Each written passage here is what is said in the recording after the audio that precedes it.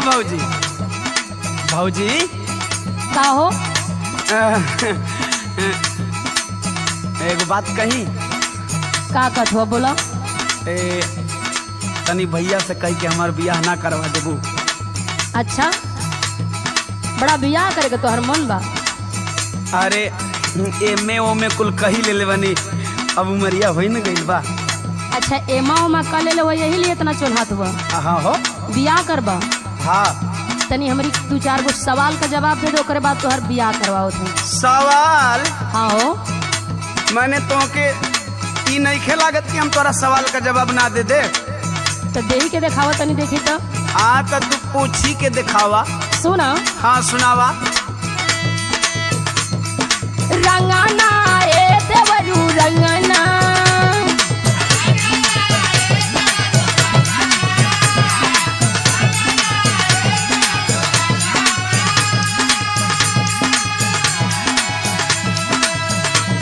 सुनाता?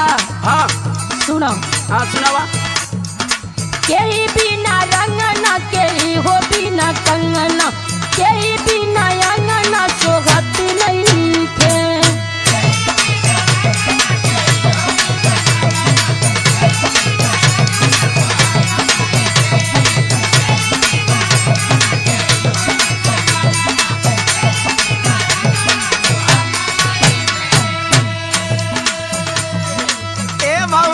बोला ये तू बड़हन सवाल कर देलू। तो के छोट बुझाता का? और का हम जाना तनी तो छोटे ने बस सुना। अच्छा बतावा।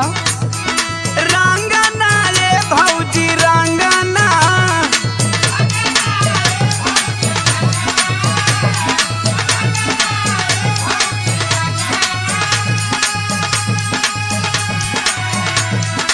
एड़ी बिना रंगना कलाई बिना कंगना, भौजी बिना अंगना सोहत नहीं खे।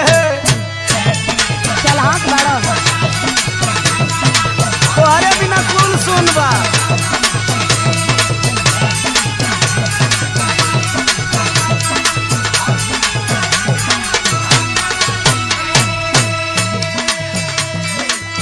तनी और सुनो।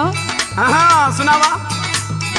ककरी ए देवरू ककरी,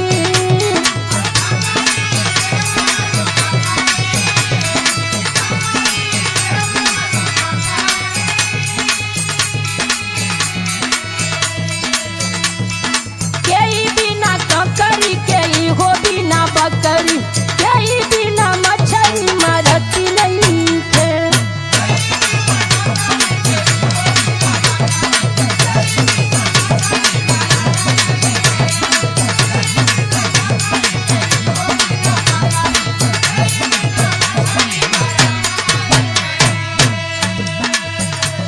ए भौजी बोला। ऐसा ही हम थोड़ी एमे ओमे पास कइले बानी। सुना सुना। सुनावा। ककरी ए भौजी ककरी,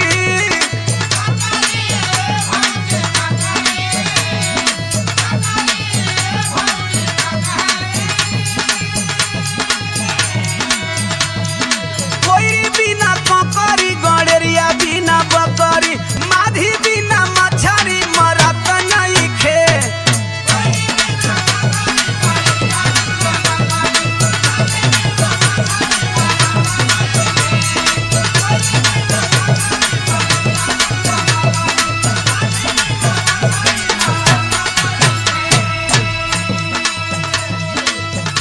बियाह करे के बाद बड़ा जल्दी जल्दी सवाल के जवाब देत हो। हाँ जानत हई। सुना। हाँ सुनावा। हरावा ए देवरू हरावा,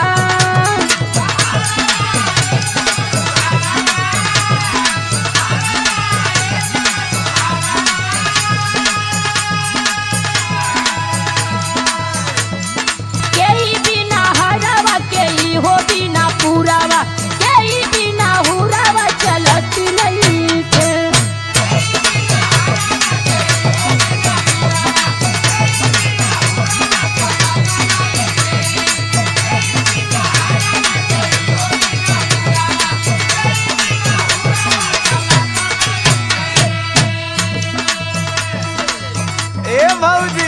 बोला देवर।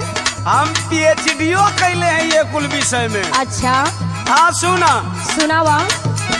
हारावा ये भौजी हारावा। हरवे हरवे करबा तो कुछ आगे भी बोलबा।